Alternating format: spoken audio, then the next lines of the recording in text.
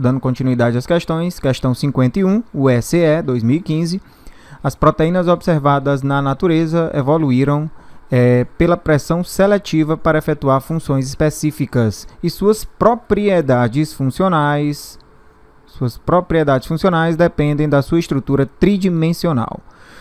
Sobre essas biomoléculas, é correto afirmar que, antes da gente ver aí os quesitos, é importante que a gente lembre de alguns detalhes aí quanto às proteínas. Então, as proteínas elas podem ser encontradas com pelo menos 4 estruturas diferenciadas: a estrutura primária, a estrutura secundária, a terciária e a quaternária. Estrutura primária, lembre-se que ela é mais linear. A secundária ela não é estruturada em um plano, né? Ela é de forma mais zigue-zague. A terciária é uma estrutura mais enrolada e a quaternária, em geral, são aquelas proteínas conjugadas, né? Em que há várias estruturas terciárias unidas entre si. Então, sobre essas biomoléculas, é correto afirmar que, letra A estrutura tridimensional das proteínas surge porque sequências de aminoácidos em cadeias polipeptídicas se enovelam a partir de uma cadeia enovelada em domínios compactos com estruturas tridimensionais específicas.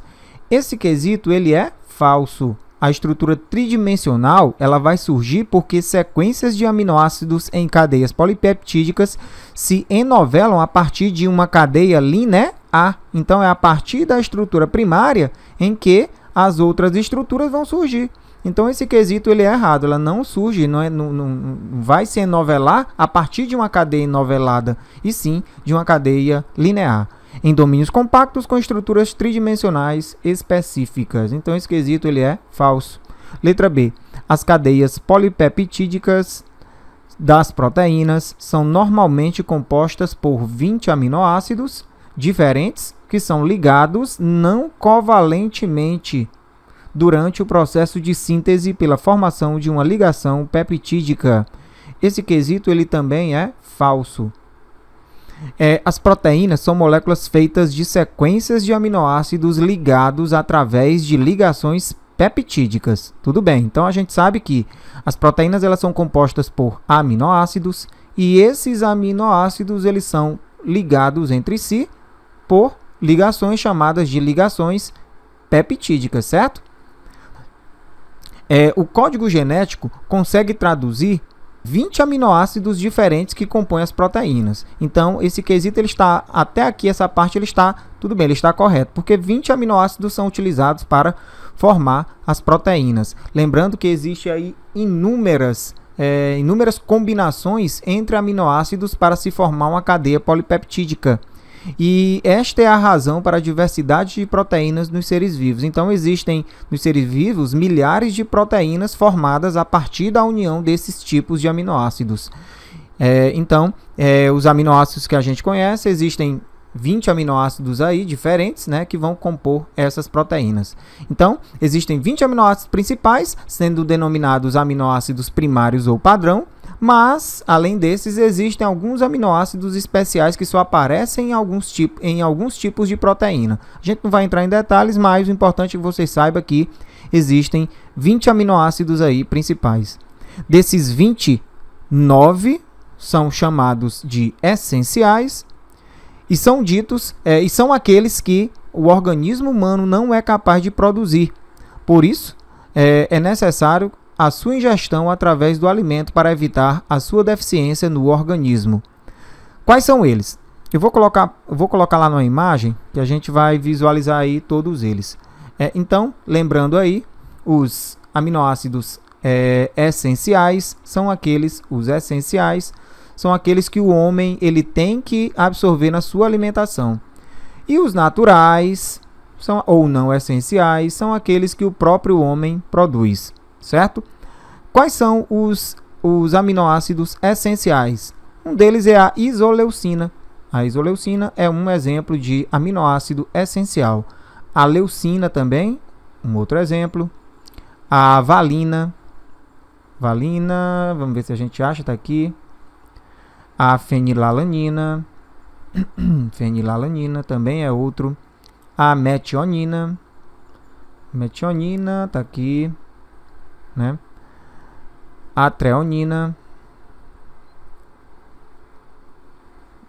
Treonina. O triptofano. A lisina. Lisina. E a histidina.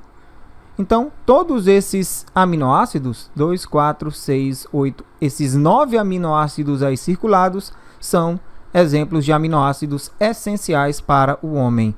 O restante são aminoácidos naturais, ou seja, aqueles que são produzidos, ou não essenciais, né? Aqueles produzidos pelo próprio corpo. O corpo ele consegue sintetizar. Tudo certo? Muito bem. Uma cadeia de aminoácidos ela pode ser denominada de cadeia de peptídeos. Estas podem possuir 2 aminoácidos. Quando se tem 2 aminoácidos unidos aí por uma ligação peptídica, a gente chama de dipeptídeo. Quando se tem 3, tripeptídeos. Quando se tem 4, tetrapeptídeos.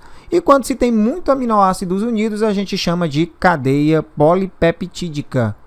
O termo proteína é dado quando na composição do polipeptídeo se tem a junção entre centenas ou milhares de aminoácidos. Uma ligação peptídica é uma ligação covalente, que ocorre entre 2 aminoácidos e ocorre entre o grupo carboxila, como vocês podem ver aqui na imagem, né? O grupo carboxila seria essa aqui, ó.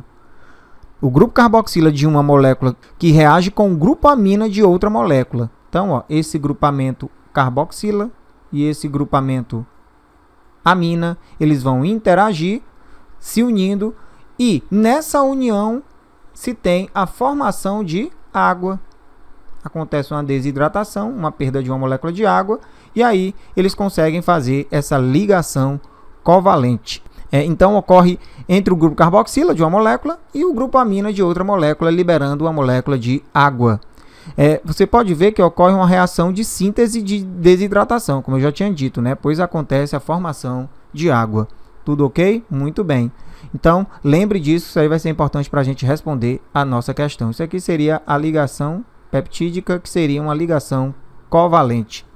Ok? Muito bem. Dando sequência, vamos lá. As cadeias polipeptídicas das proteínas são normalmente compostas por 20 aminoácidos diferentes que são ligados não covalentemente durante o processo de síntese pela formação de ligações peptídicas. Então, esse quesito ele é falso, porque acontece sim essa ligação peptídica, ela é covalente.